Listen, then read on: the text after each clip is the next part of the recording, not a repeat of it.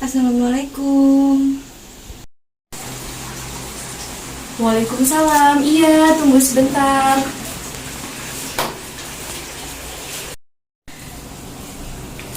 Iya, silakan masuk.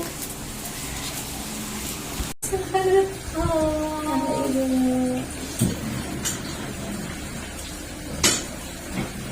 Ini Mbak Salsa yang kemarin sudah membuat janji dengan saya ya? Betul, iya. Oh iya. Gimana kabarnya Mbak Salsa hari ini? Alhamdulillah sehat semuanya. Itu gimana? Alhamdulillah sih juga sehat. Kalau boleh tahu Mbak Salsa dari mana sebelum kesini? Saya dari kampus karena saya ada jadwal kelas jam 4. Jadi saya dari kampus terus langsung ke sini. Maka dari itu semalam saya sempat kontak ibu karena bisa nggak konseling ini dilakukan sekitar jam 4 sore dan alhamdulillah ternyata bisa. Oh iya benar ya, kemarin jam 4 ya kita janjian. Oh iya benar. Kalau berarti Mbak Salsa kuliah ya? Iya, saya kuliah. Oh kuliah di mana? Di UIN Banten.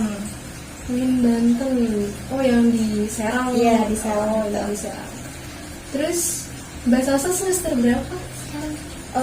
Untuk semester karena kemarin saya lulusan kemarin ya. Jadi untuk sekarang pasti semester 3. Semester 3. Oh iya. Baru banget ya kuliahnya. Ya baru aja.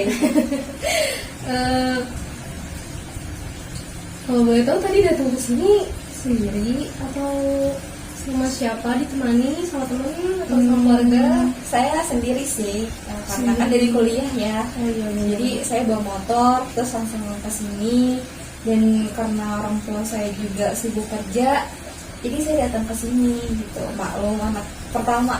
Oh, kuat ya, harus Iya. kuat nanti sama pembuatannya di sini. Iya. Jadi hari ini kita mau melaksanakan proses konseling. Betul.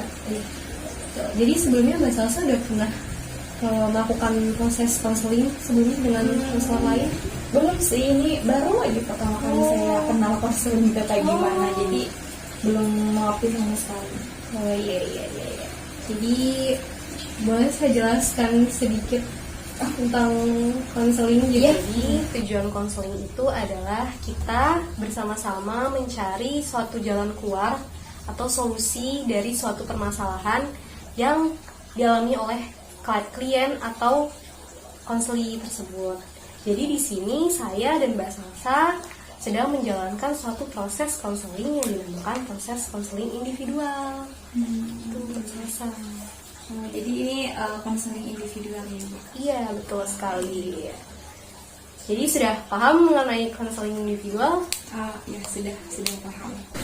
Baik, Mbak Salsa, setelah saya menjelaskan apa itu konseling itu, apa itu tujuannya, dan Mbak Salsa bisa memahaminya. Baik Mbak Salsa, setelah saya memberikan pemahaman, memberikan apa sih itu konseling itu, bagaimana prosesnya, apa itu tujuannya, dan Mbak Salsa bisa mengetahuinya, memahaminya, maka ada beberapa asas yang perlu kita sepakati bersama sebelum kita memulai proses konseling ini. Tapi sebelum ke situ, saya ingin bertanya dulu kepada Mbak Salsa, bagaimana posisi duduknya sudah lebih baik, sudah enak, sudah nyaman, ruangannya sudah bisa cocok untuk kita melakukan proses konseling ini? Sudah. Baik, terima kasih Mbak Salsa. Jadi ada beberapa asas yang perlu diperhatikan dalam proses konseling ini. Yang pertama itu ada asas kerahasiaan, di mana di sini saya dan Mbak Salsa, apapun yang Mbak Salsa ceritakan, apapun yang Mbak Salsa ungkapkan di sini hari ini di tempat ini akan saya rahasiakan, tidak akan saya beberkan kemanapun, karena saya memegang asas kerahasiaan. Jadi Mbak Salsa tidak perlu takut, tidak perlu cemas akan hal itu, karena saya memegang asas kerahasiaan itu. Jadi bagaimana Mbak Salsa? Apa Mbak Salsa paham asas kerahasiaan ini? Jadi di sini ibu berjanji ya intinya untuk merahasiakan segala permasalahan saya yang saya ceritakan. Iya, betul. Baik, saya paham Bu. Ya. Jadi bagaimana bisa disepakati asas kerahasiaan ini? Iya, bisa saya sepakati. Baik, jadi kita sepakat ya. Terima kasih Mbak Salsa untuk kesepakatannya. Lalu yang kedua itu ada asas kesukarelaan, di mana di sini saya sukarela membantu Mbak Salsa. Kita sama-sama mencari jalan keluar dari permasalahan Mbak Salsa. Jadi saya minta kesukarelaannya juga dari Mbak Salsa untuk bisa mengungkapkan segalanya kepada saya sebagai seorang konselor. Jadi bagaimana Mbak Salsa, apakah bisa dipahami mengenai asas kesukarelaan ini dan apa bisa kita sepakati bersama? Insya Allah saya sepakat untuk asas kesukarelaan ini. Baik, terima kasih Mbak Salsa. Sama-sama. Asas keterbukaan, di mana asas keterbukaan ini Mbak Salsa diminta untuk menceritakan semua apapun itu, tidak boleh ada ditutup-tutupi, agar proses konseling ini bisa berjalan dengan lancar. Bagaimana Mbak Salsa, apakah Mbak Salsa bersedia untuk bisa terbuka sama saya, menceritakan semua apapun itu yang Mbak Salsa kesahkan selama beberapa hari ini? Insya Allah. Baik, terima kasih Mbak Salsa atas ketersediaannya. Lalu yang terakhir ini penting, dimana itu adalah asas keputusan berada di tangan klien atau konseling. Jadi di sini saya tidak akan mempengaruhi Mbak Salsa, tidak akan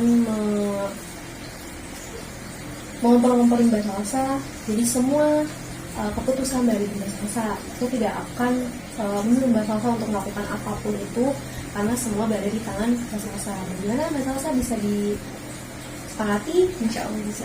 Baik, kita sudah sepakat untuk 4 asas tersebut. Saya berterima kasih untuk itu. Jadi untuk melangkah ke tahap selanjutnya, apakah ada yang ingin ditanyakan? Insya Allah tidak sih. Baik Mbak Salsa, tadi kita sudah sama-sama sepakat dari 4 asas dalam konseling. Jadi sekarang ada yang namanya kontrak waktu Mbak Salsa.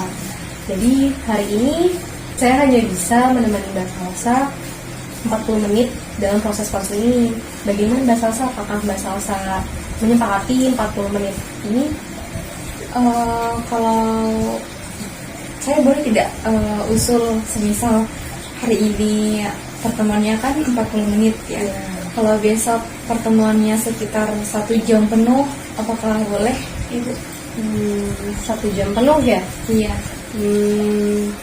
Jadi gini, kalau misalkan 1 jam penuh kita melaksanakan proses konseling, saya cemas, saya takut Mbak Salsa merasa bosan dalam proses konseling ini, atau timbul hal-hal lainnya dalam proses konseling.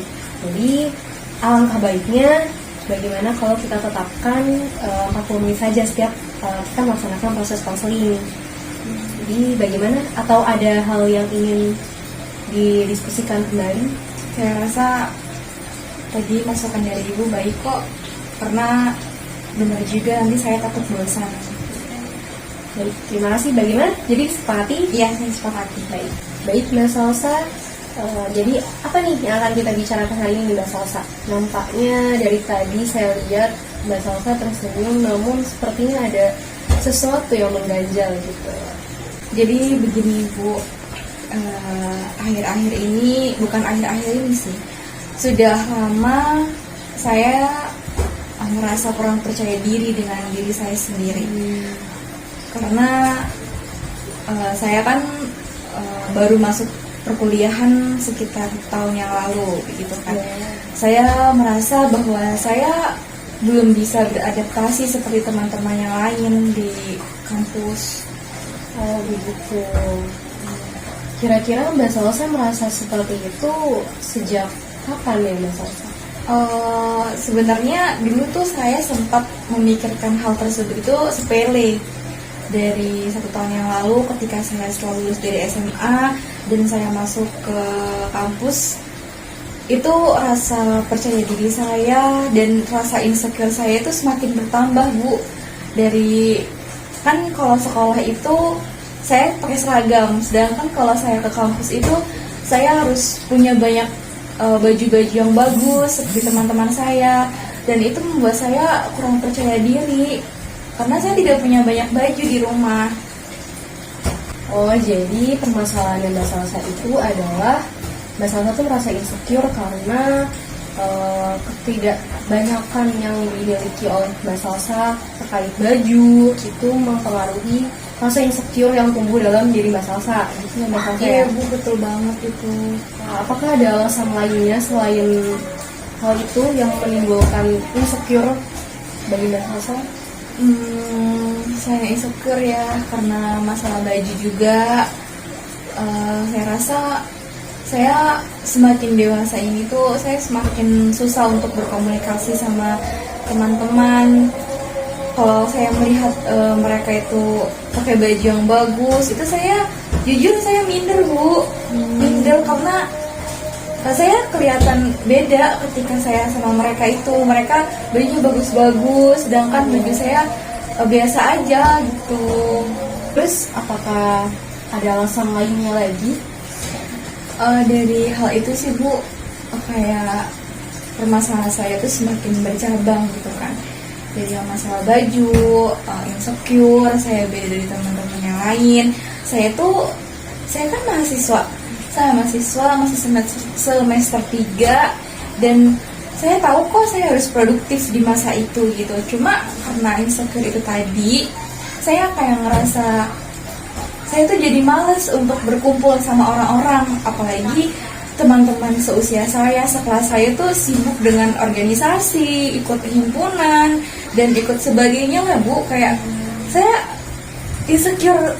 Kalau ada rapat saya harus pakai baju ini, kalau pergi harus pakai baju ini, kan saya jadi merasa harus berpikir 2 kali untuk ngikutin organisasi yang seperti itu karena keterbatasan saya. Jadi dari situ saya menyimpulkan saya nggak usah ikut organisasi gitu. Padahal saya tahu hal tersebut nggak baik buat diri saya. Baik, saya paham, saya mengerti bagaimana perasaan Mbak Salsa saat ini. Bahkan tadi saat Mbak Salsa bercerita, sepertinya Mbak Salsa terbawa emosi sampai berkaca-kaca seperti itu. Memang di umur yang sekarang itu sudah menjadi hal yang sulit, bisa dikatakan sulit gitu ya bagi kita beranjak dewasa. Banyak hal dan tekanan yang membuat Mbak Salsa rasa insecure, dan rasa insecure itu mempengaruhi kehidupan atau aktivitas Mbak Salsa dalam kehidupan sosial. Sebenarnya saya juga pernah merasakan apa yang dirasakan Mbak Salsa. Saya pernah merasa tidak percaya diri dengan lingkungan saya, dengan teman-teman saya, tapi saya berhasil buat melewati itu semua gitu. Nah di sini saya mau tanya sama Mbak Salsa, apakah selama 1 tahun ini, kan tadi Mbak Salsa bercerita bahwa Mbak Salsa merasakan insecure ini dari tahun awal perkuliahan. Nah itu selama itu sampai saat ini udah semester 3 dan Mbak berkonsultasi dengan saya, apakah ada cara yang Mbak Salsa lakukan untuk menghilangkan pikiran-pikiran negatif atau rasa insecure itu? Apakah ada Mbak Salsa? Sebenarnya itu saya sudah berkali-kali ya untuk bangkit dari pemikiran negatif yang seperti itu. Saya juga capek sebenarnya kalau saya berpikiran saya beda dari orang lain gitu. Sebenarnya saya juga pengen bangkit dari semuanya ini. Cuma dari tahapan-tahapan yang sudah saya kejar, saya sudah baca-baca quotes penyemangat dari internet, tapi saya belum bisa untuk mendapatkan hal-hal yang bisa membuat saya lupa sama insecure itu. Jadi udah ada beberapa tahap atau beberapa cara yang Mbak Salsa lakukan gitu ya. Sudah banyak gitu. Tadi kan Mbak Salsa bilang kalau Mbak Salsa pernah nih melakukan banyak cara untuk menghilangkan rasa insecure ini, bahkan kayak membaca quotes gitu kan. Apakah ada cara lain selain membaca quotes, mungkin bersifat perilaku yang lainnya? Saya pernah sih melakukan kayak diet gitu. demi untuk merubah tubuh saya gitu agar jadi seperti teman-teman saya gitu kan, karena juga dari badan nanti saya juga bisa beli baju-baju yang bagus atau yang tren, gitu ya. iya yang lagi viral gitu di berbagai sosmed gitu kan. Sekarang juga banyak baju-baju online gitu kan, dan itu cantik gitu. Tapi entah kenapa ketika saya melakukan diet, orang-orang di sekitar saya itu kayak gencar untuk membuat saya insecure lagi. Buat apa sih diet, kan kamu memang sudah seperti ini gitu. Kayak jadi saya berpikir lagi, oh iya saya nggak bisa berubah gitu, padahal dalam jati diri saya mau berubah gitu, cuma lingkungan saya aja yang toksik gitu. Emang omongan orang tuh kadang suka menyakiti. Iya betul Bu, betul banget. Orang-orang tuh selalu nggak mikir bagaimana mental orang yang dituduh seperti itu, yang dibicarain kayak gitu.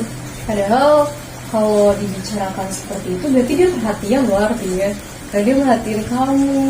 Betul sih Bu. Ya enggak? Cuma kan omongannya tuh agak nggak baik gitu loh, masuk di telinga. Kalau mereka bilang yang baik mungkin bisa diterima, bisa jadi support system gitu kan, meskipun memang mengkritik ya. Iya. Cuma kritikannya terlalu pedas gitu loh. Jadi Iya benar. saya berpikir ya buat apa juga saya berubah kalau misalkan orang-orang aja nggak percaya saya nggak berubah. Benar. Jadi yang saya tangkap sejauh ini obrolan kita, ternyata rasa insecure dari Mbak Salsa ini tidak hanya dari jumlah koleksi baju dan cara berkomunikasi yang berbeda dengan teman-teman yang lain gitu, tapi ada faktor lain ternyata. Iya, ada faktor lain. Iya, tadi sempat menyinggung tentang diet. Iya, benar. Iya, betul. Terus jadi kayak faktor lainnya itu tentang fisik Mbak Salsa sendiri. Betul banget gitu. Kalau boleh tahu kenapa itu dipermasalahkan gitu sama Mbak Salsa?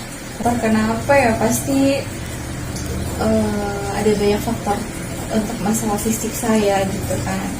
Kayak dari pihak keluarga mengingatkan saya untuk diet, hidup sehat sih, lebih hidup sehat sebenarnya.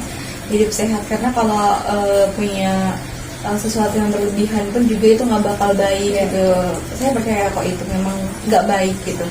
Dari faktor keluarga memang mendorong saya untuk berubah, untuk menjadi yang lebih sehat.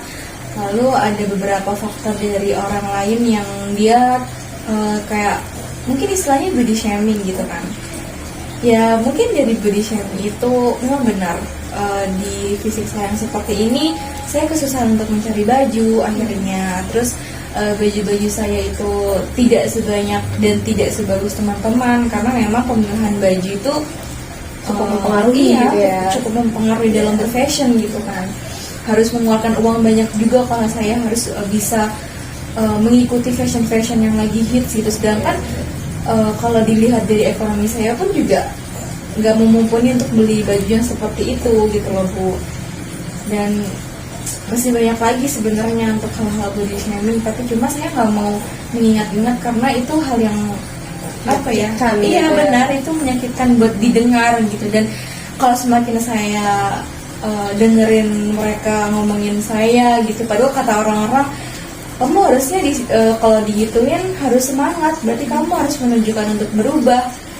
Cuma kalau misalkan diomongin gitu setiap hari, kita mau berubah itu rasanya nggak percaya diri.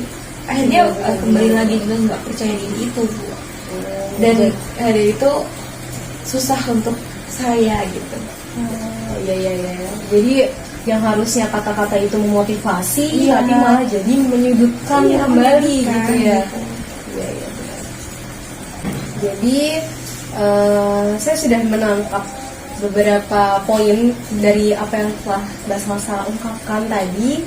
Di sini saya minta kebenarannya. Jadi yang pertama itu permasalahan Mbak Salsa itu adalah rasa insecure yang tumbuh dalam diri Mbak Salsa. Benar atau tidak? Iya benar. Nah, lalu yang kedua itu adalah komunikasi sosial yang sukar untuk terjalin dengan teman-teman. Benar atau tidak? Iya benar. Nah, benar ya sejauh ini. Yang ketiga itu percaya diri yang turun. Iya, Benar, betul. Lalu yang terakhir itu permasalahan fisik yang kita membahas diet tadi ya. iya, betul.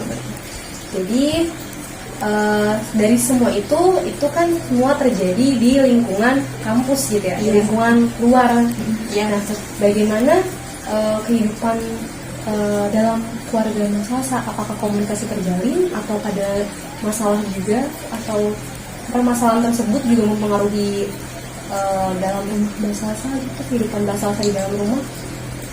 Kalau untuk masalah insecure, percaya diri, dan faktor-faktor yang negatif tadi itu sebenarnya itu faktor yang saya tumbuhkan sendiri ya Bu. Itu dari saya sendiri karena pengaruh luar. Tapi sedangkan kalau di rumah saya nggak pernah ada masalah. Kayak saya percaya diri aja gitu. Saya pakai baju apapun di rumah saya percaya diri gitu. Karena kan tanahnya keluarga ya. Kalau hubungan saya sama keluarga itu baik-baik aja gitu. Jadi kalau masalah komunikasi kita sering kok ngobrol di ruang tamu. Orang tua saya nanyain masalah kuliah saya gimana gitu, ada masalah atau enggak. Cuma saya bohong sih, sebenarnya ada masalah karena itu dalam diri saya sebenarnya, dalam diri saya. Jadi kalau faktor dari keluarga nggak mungkin, karena keluarga saya baik, komunikasi saya tetap terjaga, dan mereka support system saya. Makanya saya kepengen berubah, tapi pengaruh luar yang membuat saya menyerah gitu. Iya. Jadi dalam lingkungan keluarga tetap terjalin dengan baik gitu ya. Iya, Jadi tetap. memang itu terbentuk karena emang faktor luar gitu Iya, ya, dari betul. teman-teman, dari orang-orang sekitar yang di luar. Iya, lebih tepatnya nggak dari saya sendiri sih. Makanya saya merasa saya yang harus berubah gitu. Saya percaya saya bisa berubah. Cuma saya nggak tahu jalan keluarnya dari mana. Gitu. Baik, kita cari jalan keluarnya sih. Ya. Tapi Bu, kalau misalkan ngomongin masalah berubah ya, Iya. sebenarnya tuh saya kayaknya tuh mikir saya nggak bakal bisa berubah. Saya berpikir mustahil buat berubah kayak jadi orang-orang kayak gitu loh. Karena saya udah nyoba beberapa kali, dari yang diet harus kayak gini, dimulai dari kayak begini, tapi omongan orang-orang selalu kayak gitu. Akhirnya saya terpengaruhi, saya makan banyak lagi, dan ya saya nggak ada perubahan sama sekali. Dan menurut saya itu ya saya mustahil banget buat berubah. Loh, kenapa Mbak Salsa berpikir seperti itu? Padahal nih ya Mbak Salsa, Mbak Salsa tuh udah punya motivasi yang bagus loh untuk bisa berubah, kayak dengan menjalani diet dan lain sebagainya itu. Tapi kenapa Mbak Salsa malah berpikir bahwa itu nggak akan mungkin terjadi, atau bahkan malah hampir menyerah? Padahal nih ya, hidup ini itu kayak roda gitu Mbak Salsa. Jadi kadang kita ada hidup di atas, ada di bawah. Bahkan kita ambil contoh lain gitu. Kadang hidup ini tuh nggak bakal bisa ke arah yang lebih baik kalau kamu nggak mau mencoba. Kayak ya kan, bener? Iya betul. Kayak misalkan contohnya, kita ambil contoh lain ya misalnya, itu adalah ada seorang bapak-bapak yang kesulitan ekonominya, tapi dia mau berusaha dan akhirnya dia bisa sukses. Dia nggak mendengarkan apa itu kata orang, dia tidak peduli, dia hanya fokus pada pekerjaannya yang akhirnya membawa dia pada kesuksesan. Dan di situ juga kita kembalikan ke kasusnya Mbak Salsa, bahwa tidak ada yang nggak mungkin gitu loh Mbak Salsa. Jadi semua pasti bisa berubah kalau Mbak Salsa tetap bisa memotivasi diri untuk mau berubah. Betul juga sih. Ya, dari saya sendiri sebenarnya itu semua. Iya benar, emang harus diubah mindsetnya dari diri sendiri. Pandangan saya harus dirubah. Iya betul. Saya sadar sih Bu, ketika Ibu tadi memberikan sebuah contoh ya kepada saya, entah kenapa saya tersadar dari contoh yang Ibu kasih. berupa orang yang tadinya punya kesulitan ekonomi, terus dia ingin membenahi hidupnya dengan cara bekerja keras agar ekonominya semakin bagus. Itu karena pasti punya alasan kan ya, karena dia ingin membenahi hidupnya gitu. Sama sih seperti saya, kalau saya bayangkan, kalau saya pikirkan lagi gitu, kalau ternyata semua hal yang baik itu tujuannya memang untuk saya, imbasnya untuk saya, bukan untuk orang lain juga sih sebenarnya. Jadi saya nggak perlu mentingin orang lain sebenarnya. Ya, saya bisa kok nerima tadi contoh yang dari Ibu kasih. Nah, alhamdulillah kalau bisa diterima dan bisa dipahami sama Mbak Salsa. Jadi setelah kita berbicara panjang, Mbak Salsa mengungkapkan semuanya, apa yang Mbak Salsa rasakan, apa yang Mbak Salsa keluhkan selama ini, yang Mbak Salsa pendam selama hampir 1 tahun lebih, ya kan? Itu dan kita bisa, dan Mbak Salsa tahu bahwa setelah kita membandingkan dengan kehidupan orang lain dan menyatukannya dengan permasalahan Mbak Salsa, Mbak Salsa bisa memahami kan, di sini kita bisa menemukan titik terangnya.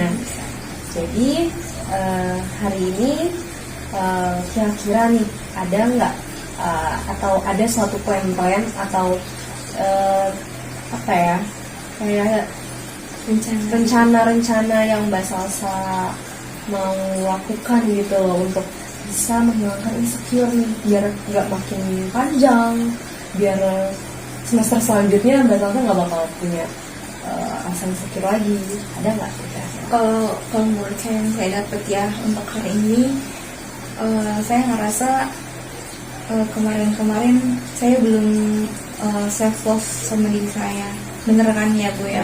Karena saya ngerasa kayak, ya buat apa saya diet, buat apa saya kumpul sama teman-teman gitu ya, kan saya beda, saya ngiranya seperti itu gitu. Padahal saya kalau misalkan saya self love, saya percaya sama diri saya, pasti saya punya kok punya space untuk berteman, nggak mandang fisik, nggak mandang baju lah istilahnya gitu kan ya.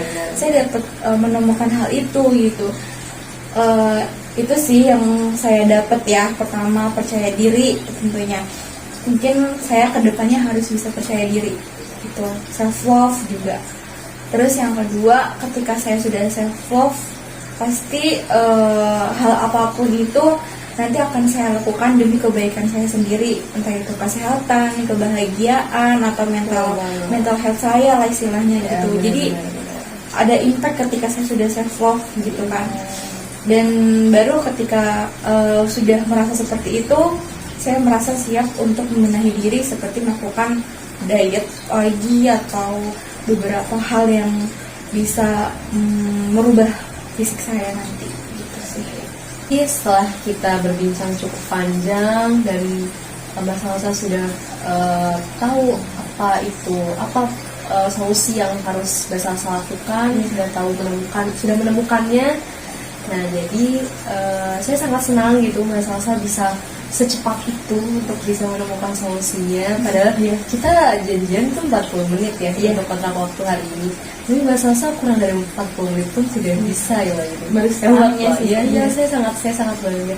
Terus Mbak Salsa juga aktif gitu, benar-benar saya senang melihatnya, kayak Mbak Salsa benar-benar percaya dengan saya, bisa terbuka itu sama saya, dan berarti kita sudah benar-benar melaksanakan asas-asas yang telah kita sepakati di awal gitu ya Mbak Salsa.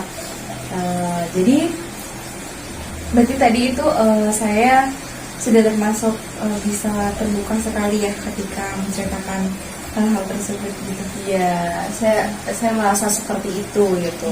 Oh iya Ibu, kan tadi kita sudah berbincang banyak ya. Ibu sudah nanyain ke saya tentang banyak hal gitu, menggerakkan saya untuk berpikir. Pokoknya intinya saya harus berpikir di sini gitu. Saya merasa saya nggak merasa diinterogasi di sini. Saya juga nggak merasa disudutkan, tapi saya merasa kalau saya di sini disuruh berpikir untuk menemukan jalan keluarnya gitu. Nah, setelah saya merasa saya sudah mengeluarkan beberapa statement saya tentang pertemuan pertama kali ini. Kira-kira saya boleh nggak minta nasihat sama ibu gitu? Karena kan mau gimana pun dari sekian banyak saya ngomong gitu, siapa tahu ada beberapa hal yang melenceng gitu Bu. Jadi saya perlu nasihat juga dari ibu. Untuk nasihat, sebenarnya saya juga terima kasih. Saya sangat mengapresiasi Mbak Salsa karena Mbak Salsa mau menerima nasihat dari saya. Untuk nasihat sendiri, menurut saya ya, insecure itu sebenarnya pasti dimiliki gitu ya setiap orang, baik disadari maupun tidak disadari. Jadi bagaimana insecure itu bisa kita hadapi, yaitu tergantung dari masing-masing orangnya gitu ya. Ada yang tahu dipikirkan, ada yang tahu berlarut-larut, ada yang dibiarkan saja gitu. Jadi sebenarnya untuk menjalani hidup pun itu sebenarnya mudah kan, tapi pemikiran manusia sendiri yang membuat menjadi lebih sulit gitu ya kan. Iya. Nah, di sini saya pernah membaca salah satu quotes dari salah satu tokoh, yaitu namanya Stacy Wonder kalau nggak salah. Dan dari quotesnya itu intinya adalah jangan biarkan rasa takut dan rasa insecure-mu itu menghalangi dirimu untuk melakukan hal-hal baru. Jadi yakinlah akan dirimu, lakukan hal-hal yang kamu inginkan, apapun itu, dan tetap menyukai orang-orang yang membenci dirimu. Jangan sampai kamu membenci orang itu juga. Itu sih, bagaimana Mbak Salsa? Bisa diterima nasihat saya? Tapi saya rasa kutipan tadi luar biasa sih, bagus gitu. Ya saya paham kok, orang seperti saya yang insecure itu nggak boleh stagnan, harus bisa ngelakuin hal-hal yang baru gitu. Jadi saya sebenarnya sempat bagus banget itu tadi kutipannya gitu kan. Terus itu tadi juga membahas tentang gimana saya nggak boleh bisa membenci orang-orang yang menyakiti saya, justru malah saya harus bisa membantu dia gitu. Berarti saya harus jadi orang yang positif gitu kan. Iya betul, tetap positif vibes, karena meskipun gitu ya orang itu nggak suka sama kita dan kita tetap selalu berusaha untuk mengubah pola pikir dia, itu pasti sulit gitu, karena emang dari dirinya sendiri dia sudah benci gitu sama kita. Tapi setidaknya kita berbuat baik itu untuk membahagiakan diri kita sendiri. Iya betul.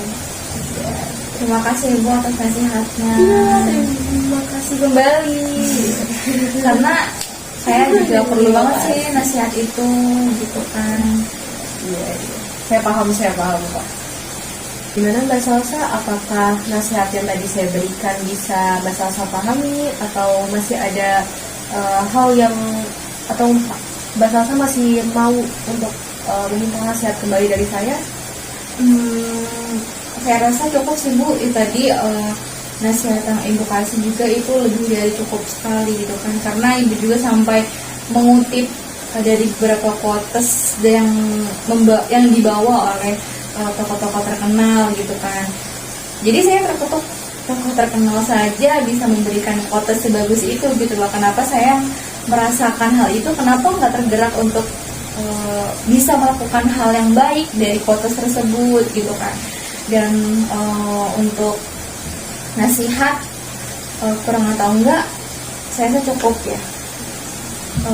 Mungkin di pertemuan ke depan saya bakal minta nasihat-nasihat selanjutnya gitu kan. Jadi tadi saya minta nasihat karena saya sempat kayak ada masukan nih, takut nanti di obrolan saya kurang masuk gitu kan gitu. Pokoknya intinya udah lebih dari cukup sih. Terima kasih. Ya, sama-sama. Jadi setelah nasihat saya bisa diterima oleh Mbak Salsa, Mbak Salsa juga bisa mengetahui nih apa aja langkah-langkah yang sudah harus Mbak Salsa lakukan. Jadi bagaimana Mbak Salsa, bagaimana perasaan Mbak Salsa untuk konseling kita hari ini, atau ada kesimpulan yang mungkin bisa Mbak Salsa sampaikan dari pertemuan kita hari ini? Untuk sejauh ini perasaan saya ya, perasaan saya jauh lebih baik daripada ketika saya pertama datang ke sini gitu kan. Karena saya di sini bisa sharing yang bermanfaat kepada ibu gitu kan. Kalau saya tetap di rumah tanpa ngikutin konseling, mungkin saya tetap nggak bakal memecahkan masalah ya, jalan keluar di tahap pertemuan pertama ini gitu.